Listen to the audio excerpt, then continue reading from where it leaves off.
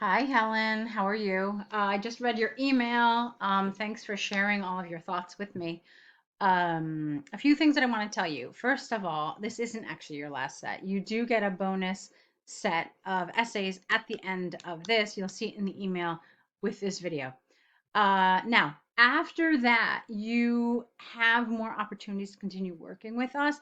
We do have additional essay sets so that you can continue practicing. And what I wanted to suggest to you is definitely taking advantage of that because some of the problems that you mentioned with coming up with ideas, it's just a matter of practice. Like when you start doing these over and over again, um, you develop speed. Okay. It will come, it comes to everybody. Okay. And I know that you're no exception. So, like I said, we've got this essay. You're going to get another bonus set from us. And then after that, take advantage of the additional essay packages that we have so that you can continue practicing and getting feedback. Okay. All right. I know how hard it is to do this with other obligations and so forth. So, good job on sticking to it and continuing. Let's take a look at what you did in this set, okay? Yes. In the modern society, it is more common that fathers take the responsibility for children while mothers work. Don't need an apostrophe here. It's mothers with, it's not one mother possessive, it's mothers plural. So this essay will explain why I strongly believe this is a development in the right direction by giving ing some examples from personal knowledge and a report from Karolinska Institute. Okay, fine. It's brief, it's to the point, you express your position, so it's fine with me, okay? Let's keep going. The main reason for this shift of taking care of children is probably due to the change of equality in families.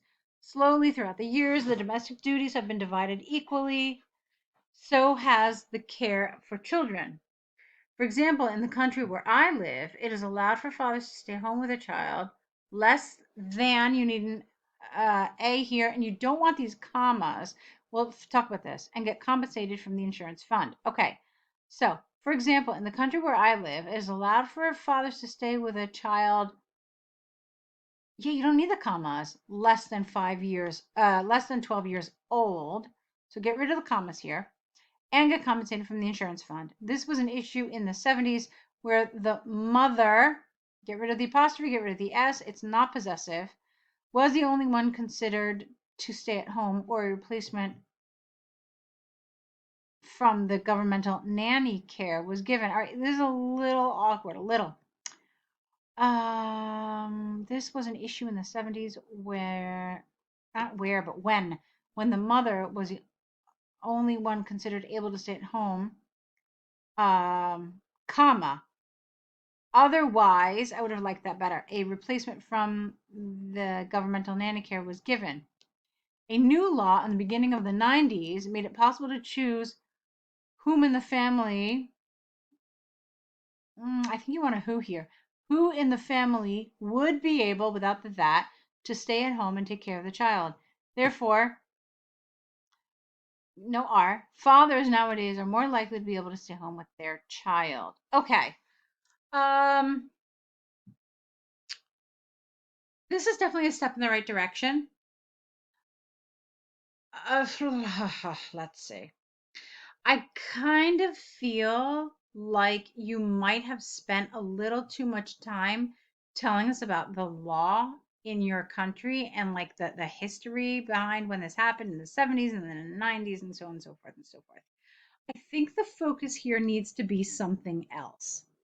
Okay? Um, so remember, it's a why is this happening? So domestic duties have been divided equally, and so has care for children. Fine. Uh, and then you need to talk about why. So, in other words, how can I say this?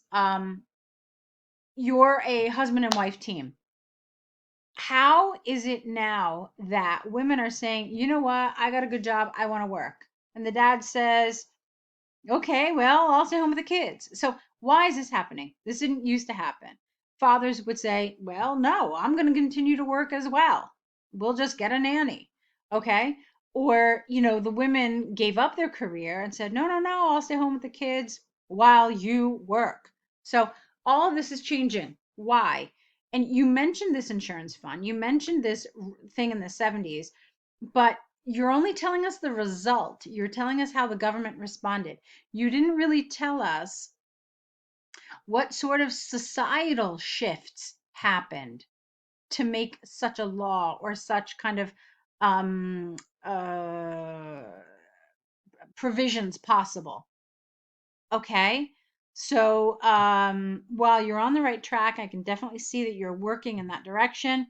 I wanted to see the focus a little different here. Okay. Tell me about what is changing in our mindsets, in the mindsets of women, in the mindsets of men, in the mindsets of society to make these kind of shifts in gender roles possible. Okay? All right, let's keep going. Now, it's funny too. You really mentioned very specifically your country. In my country, if a woman said, "Oh yeah, I'm the breadwinner, I'm working, and my husband he stays home and watches the kid," I can guarantee you that family would get a lot of weird looks. They would say, "Oh God, is her husband a bum?" Yeah, so that's what would happen where I live, which is Southern Europe. So, um, think about those kinds of things as well. There are parts of the world where this kind of thing is just unheard of still. So keep that in mind. All right, let's continue. One positive outcome would be that a child gets stronger bonds to their fathers. Again, no apostrophe here, while spending more time together. For instance, they learn from a male perspective how to handle different things, such as interaction in groups or just kicking football, kicking a football. One, research. Careful with research, it's uncountable. So you want to use here instead one study, or else you can just say research. So one study from Karolinska Institute, you don't need a comma here, shows that a male role model, again, no, you don't need the commas, get rid of them.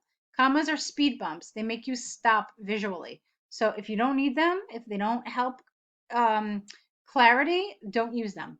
So one study from Karolinska Institute shows that a male role model at an early age in life made children stay out of crimes in their early teenage years. You see, that didn't need any commas. Another great outcome is that males and females now have the same possibilities in the labor market. This is largely because they're both able to equally stay at home and take care of responsibility for their children. This leads to the same possibilities for a work, no, just for a career, and not have to be put on hold. I know what you mean. Word didn't like it, but I understand. In the labor market, dude, you don't need these commas again. Due to raising a family. Okay.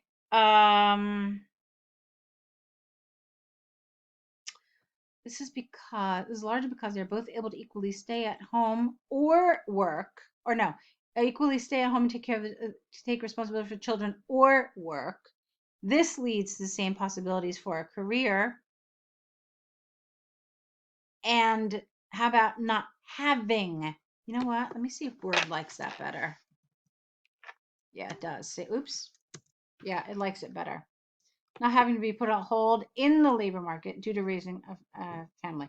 That makes sense. That's fine. This I like. Okay, this was good. In conclusion, from the examples and arguments given, here you need a comma. I've been taking away your commas. Here you actually need one. Okay, so you need one here because it's important to meaning. And then you don't need one after that. I know people love the comma after that, but I can guarantee you, you don't need it. I strongly believe that the new era, again, you don't need one, where fathers, again, no apostrophe, where fathers stay at home. Okay, check this out. I strongly believe that the new era where fathers stay at home has a great positive impact on the society. Okay? So the grammar of that last sentence was a little murky. Clean it up because it's the last sentence that the examiner is going to see, and it could potentially, influence the examiner's judgment. All right, it's good. It's on the right track. I know you're working hard with the limited amount of time you have. So yes, keep going, keep working, and Yeah, feel good about the progress you're making. Let's take a look at this rainfall one, which I know a lot of people have trouble with. All right, now I'm a little worried because this feels a little short to me. Let me see. Let's see what you did. No, it's okay in terms of length, but the tricky thing about this is knowing what you need to focus on. There's there are several different points that are important here, so I hope you covered them. Let's see what you wrote. The line, it's called a line graph, by the way. The line graph shows the amount of rain which fell, it's not passive voice, which fell in England, Scotland, and Wales over a 12-month period in 2018. Overall, the rainfall fluctuated, it's 2018, so it's not doing it now, it did it in the past. The rainfall fluctuated throughout the year in all three countries. Now, that's true and that's fine, but I still think you should have been maybe a little more descriptive here. Okay, so maybe you could have said, and this is one thing I think is great here, is that on average, England had the highest rainfall. How do I know that? Because it had many of the same peaks the other ones did, but it didn't have any of those lows. Okay, or you could have said, on average, England had the most stable rainfall. Or as I said before, it had the highest rainfall. Okay, that would have been a better thing to say rather than just this, which isn't really particularly illuminating in any way. Let's continue. Regarding Wales, which, it's not a person, it's a witch. Regarding Wales, which started out with 50 ml of rain in January, which was the lowest starting, careful here, figure of the three countries. All right, your even word has a problem with this sentence. You can see it's underlined in green. There are issues. Regarding Wales, let me see if I can do this because it's just going to be easier for me too. Which started out with 50 ml rain, and then you don't need all of this. The lowest starting figure, take a look at what you can do here. The lowest starting figure of the three countries. Wait, regarding Wales, which started out with 50. Okay, how about we do this? Look at this. Regarding Wales, it started out with 50 ml, da da da. The lowest starting figure of the three countries, and then fluctuated until July with the lowest amount of rain in April at 50 ml and the highest in July at 130 ml. All right, so that's a lot of information in one sentence. Could you have broken it up? Okay. You see, I generally advise people, unless their grammar is stellar, unless it's like, band 8 grammar, I usually advise students not to write sentences that are so long. Right? This went into the third line. You kind of want to avoid this. Okay. So maybe you could have stopped here. All right. So regarding Wales, it started out with 50 ml of rain in January, the lowest starting figure of the three countries, and then fluctuated in July. Full stop. The lowest amount of rain was in April at 50 ml and the highest in July at 130. See, it works so much better that way. Then it suddenly dropped, not until, but it dropped to 50 ml in August and leveled for 3 months, until it rose again. Now, this word leveled, I know what you're trying to say, but there's like words for this. You know what you could have said here? It had a period of stability. Great IELTS language expression here. And I'm glad you pointed it out. The only thing really missing for me is that you didn't say anything about where it ended. So what happened? It rose, and it rose to where? So a good rule of thumb when you have these is, I like the points you talked about. So, but you wanted to tell me maybe where it ended. So it ended just above 50 ml, slightly higher than where it began. Done. Okay. So if you ask me, the key points in this chart are 1, 2, 3, 4, and 5, or 5. Yeah, you mentioned all of them except the last one, which for me is important here. But you mentioned the key points, and so that's great. While Scotland and England started out in January with almost the same amount of rain, 120 and 110 respectively, get rid of did. Scotland fluctuated throughout the year with the highest peaks in March and October at around 130. The lowest figure appeared in February at 20 ml. Okay. So you talked about the highs, you talked about that low. Fine. Scotland, right? Let me see Scotland. What's going on here? Dun, dun, dun, dun, dun, October. Yeah, again, you didn't mention where it ended. It again ended slightly lower than when it began. You could have said that. Now, don't use whereas like this. I know people love it. It usually goes in the middle of a sentence and not in the beginning. But it's supposed to connect two ideas. It's kind of like while. So you have to connect two um, contrasting ideas here. So the way you've used it, the best word to fit here would be in contrast or however. So, however, England fluctuated the least and stayed between 120 and 70 ml throughout the year. Yes, that's true. But I feel like your treatment of England is really, really just too brief. I mean, think about all the stuff you said. Look at this. Look at all the stuff you said for Wales. Okay. And then look at everything you said about Scotland. And then England gets this one puny little sentence. So you really needed to do a little bit more with England. There was a lot you could have said. You could have said that it, first of all, I wanted you to say that it had the least fluctuation of all, which I think you did, right? Okay, yeah, you did. You said that.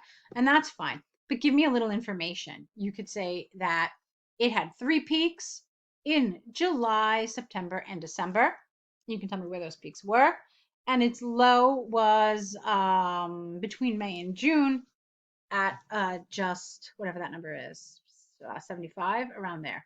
So that was necessary for me. I felt like you really shortchanged England. The rest of it, though, was lovely. Good job. Okay, so that's today's feedback. Keep at it, keep working, keep improving. You're doing a good job, and let's meet back here with your next set. Good luck.